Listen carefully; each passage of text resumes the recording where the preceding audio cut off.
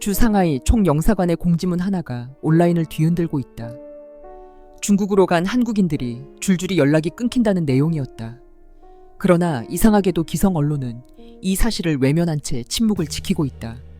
중국이 돌연 한국인에 대한 비자 면제 정책을 시행한 이후 중국행 관광객은 눈에 띄게 늘어났다. 그와 동시에 총영사관에는 가족이 연락두절되었다는 신고가 폭주하기 시작했다. 비자 면제라는 달콤한 유혹이 시작된 순간부터 이미 의심했어야 했다.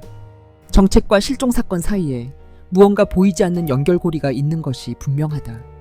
친중 성향 유튜버들이나 기성 언론은 중국 여행이 안전하다고 떠들지만 현지 사정은 전혀 다르다. 최근 2년 동안은 중국인들조차 자국 내 여행을 삼가라는 경고가 흘러나왔다. 외국인뿐 아니라 같은 중국인조차 예고 없이 사라지는 납치 사건이 빈발하고 있기 때문이다. 지난 5년 전부터 해마다 평균 1000명의 한국인이 범죄에 연루된다. 그중 일부는 중국 땅에서 흔적도 없이 실종되고 있다. 그리고 지금 그 숫자는 점점 늘고 있다. 전 세계에서 몰린 수백만 명에 달하는 중국 관광객, 그중 수천 명의 사람들이 말 그대로 행방불명자가 된다. 물론 치안이 허술하고 인구가 방대한 국가라면 실종자를 일일이 관리하기 어렵다는 점은 이해할 수 있다. 그러나 철저한 등록제와 견고한 치안 체계를 갖춘 나라에서조차 행방불명이라는 개념은 쉽게 납득되지 않는다. 더구나 중국은 세계에서 가장 정교한 감시망을 보유한 국가다.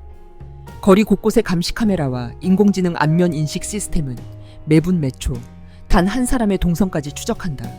이런 나라에서 사람이 흔적도 없이 사라진다는 것이 과연 가능한 일일까?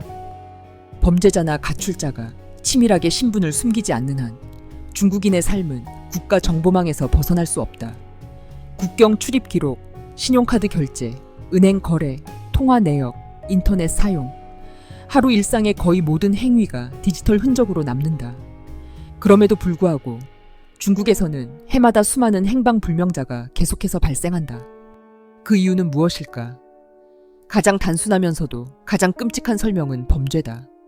범행의 전모가 드러나지 않도록 흔적 자체를 지워버리기 위해 피해자를 감금하거나 살해 유기하는 경우, 그렇게 인간은 기록도 흔적도 이름조차 없이 이 거대한 감시 국가 속에서 소리 없이 사라진다.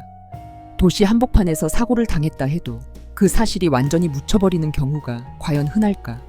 신원 미상의 시신이 발견되더라도 대부분은 실종 신고자와 대조되어 정체가 드러난다. 그런데도 끝내 어떤 연결도 이루어지지 않은 채 사라지는 사람들이 존재한다는 사실은 섬뜩하기 짝이 없다. 이 모든 정황을 고려하면 상당수의 행방불명자는 단순한 가출자가 아니라 사고나 범죄의 희생자일 가능성이 높다. 어디선가 벌어진 불의의 사고 혹은 은밀히 감행된 범죄 속에서 목숨을 잃고도 누구의 기억에도 남지 못한 채 지워져 버린 것이다. 생각해보라. 그 수많은 실종자들이 사실은 누군가에 의해 조용히 제거된 존재라면 그들은 도대체 어디로 사라진 것일까? 그리고 또 어떻게 소비되었을까? 우리는 과연 완전 범죄는 없다라고 자신 있게 말할 수 있을까? 아니면 우리는 이미 완전 범죄의 그림자 속에서 살아가고 있는 것일까? 중국은 세계에서 가장 거대한 장기 공급처로 알려져 있다. 방대한 인구가 잠재적 공급원이 되고 국가 정책은 장기 거래의 흐름을 오히려 부추긴다. 그 과정에서 표적이 되는 것은 변방의 소수민족, 그리고 정체가 드러나기 힘든 외국인 관광객들이다. 그 가운데서도 가장 인기 있는 장기는 신장이다. 심장, 간, 폐와 같은 장기는 체외 보존 시간이 극히 짧아 납치를 통한 장기 밀매가 사실상 불가능하다. 그러나 신장은 다르다. 적절한 조건만 갖추면 36시간까지 생체 기능을 유지할 수 있으며 무엇보다 인간은 신장 하나만으로도 생존할 수 있다. 바로 이 특성 때문에 신장은 상업적 거래가 가능한 유일한 장기라는 악명을 얻었다. 실제로 전 세계 여러 지역에서 신장 밀매 사건이 보고되어 왔고 중국은 그 중심에 있다는 의혹을 오래도록 받아왔다. 특히 중국에서는 사형수나 파룬궁 신도와 같은 특정 집단을 대상으로 한 국가 주도의 장기 적출 의혹이 꾸준히 제기되어 왔다. 이러한 행태는 넷플릭스 오징어 게임의 모티브가 되기도 했다. 수많은 인권단체와 국제기구가 이를 지적하며 어떤 이들은 그 행위를 국가 범죄이자 현대판 인신도살이라 규정했다. 중국의 장기 이식 시스템은 철저한 비밀 속에서 돌아간다. 환자가 필요하다고 말하는 순간 불과 몇 시간 안에 이식이 이루어진다. 이 기괴한 속도는 정상적인 대기 시스템으로는 결코 설명할 수 없다. 결국 어딘가에 이미 체계적으로 관리되는 장기 공급자 명단이 존재한다는 결론에 이를 수밖에 없다. 더욱 우려스러운 것은 이 거대한 네트워크가 중국 국경을 넘어 퍼져나가고 있다는 사실이다. 한반도 역시 예외가 아니다. 국내에서도 실종자 급증, 인신매매 연루 의혹, 장기 밀매와 관련된 소문이 끊이지 않고 있다.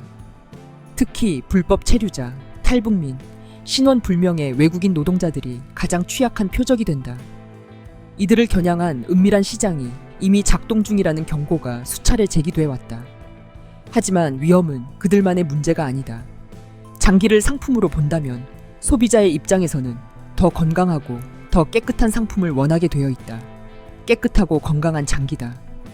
따라서 젊은 층, 심지어 어린이의 장기까지 그들에게는 고부가 가치 상품으로 취급된다. 이러한 시각에서 본다면 한국인 관광객의 장기는 매우 우수한 상품일 수밖에 없다. 중국의 장기 밀매 시장은 사실상 비공식 국책 사업이다. 이를 통해 공산당은 막대한 이익을 챙기고 있다. 중국으로 향한 한국인 관광객들, 매년 약 1000명이 범죄의 그물망에 휘말리며 그중 일부는 흔적조차 남기지 못한 채 사라진다. 이 시신들의 뒤처리를 돕는 자들은 명색이 사후처리 커넥션이라 불릴만 하다. 그들은 녹용업체, 도자기 공방, 화학물 처리 업체, 그리고 민간 소각장으로 위장해 있다. 지난 10년 동안 수백 명의 한국인이 중국 땅에서 감쪽같이 증발했지만 한국 언론은 여전히 침묵한다. 그 사실이야말로 가장 소름 끼치는 진실이다. 전 세계적으로 장기 이식 수요는 급증하고 있다. 그리고 불법 공급망은 점점 더 은밀하고 교묘한 방식으로 진화한다. 국경을 넘나드는 의료 인프라, 권력층의 은밀한 수요, 그리고 어둠의 유통망이 결합된다면 장기 밀매는 어느 나라든 피해갈 수 없는 재앙이 된다. 생각해보라. 지금 이 순간에도 인간의 장기가 가격표가 붙은 상품처럼 은밀히 거래되고 있을 가능성을, 그리고 그 뒤를 잇는 더 끔찍한 의혹. 장기와 함께 중국에서 성행하고 있다는 또 다른 시장, 바로 인육시장이다. 우리는 흔히 사람의 죽음은 기록되고 흔적은 반드시 남는다고 믿는다. 그러나 어딘가에서는 누군가의 삶이 이름조차 불리지 못한 채 완전히 지워지고 있다. 국가의 감시망을 피해 사라진 자들, 그들은 장기가 되고 고기가 되고 결국 시장의 상품으로 재단된다. 한국인 관광객의 실종은 결코 우연이 아니다. 그들의 사라짐은 통계가 아니라 차갑게 계산된 수요와 공급의 결과일지도 모른다. 그리고 그 계산식 속에 지금 이 비디오를 보고 있는 우리도 포함될 수 있다. 어쩌면 다음번 여행에서 혹은 길모퉁이의 어둠 속에서 사라지는 이름은 바로 당신일지 모른다.